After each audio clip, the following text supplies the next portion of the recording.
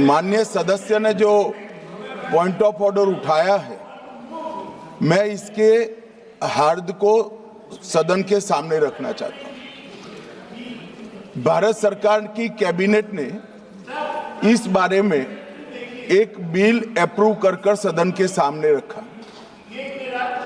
आपके द्वारा ये बिल जॉइंट पार्लियामेंट्री कमेटी को दिया गया, जिसका विपक्ष का भी बड़ा आग्रह था।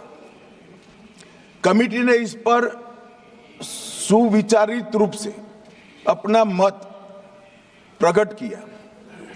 वो जो मत प्रकट हुआ, वो मत फिर से कैबिनेट के सामने गया।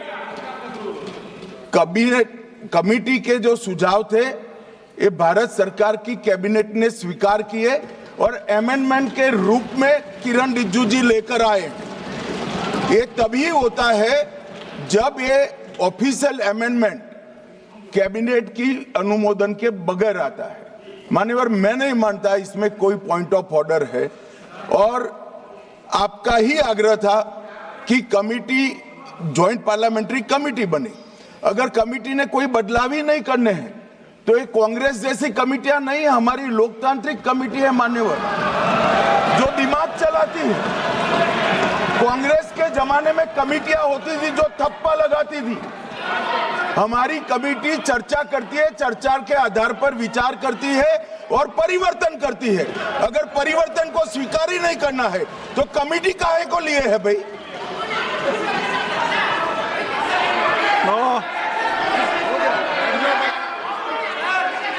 आप जब विधेयक पर चर्चा हो तो सबको मौका दूंगा। अभी 0 ओवर पर मानने के मैं इस पर अपनी व्यवस्था देता हूं। माननीय सदस्यगण श्री N.K. प्रेमचंद्रन जी ने जो प्रश्न उठाया है, वक्फ संशोधन विधेयक 2025 पर संयुक्त समिति में विधेयक कुछ खंड जोड़ दिए गए जो विधेयक के दायरे से बाहर हैं।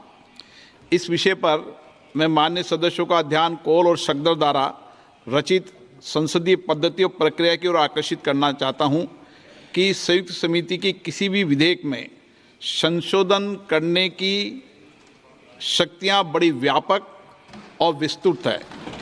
समिति किसी भी विधेयक में पूर्ण रूप से संशोधन कर सकती है या उसको पूर्णतः नया प्रारूप तैयार कर सकती है तथा विधेयक के सिद्धांत में परिवर्तन किए बिना उसका पूरा नाम और संक्षिप्त नाम भी बदल सकती है।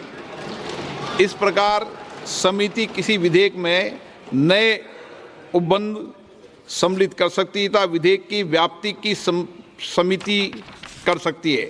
विगत में कई संयुक्त समितियों ने विधेयकों में ऐसे संशोधन किए हैं। श्री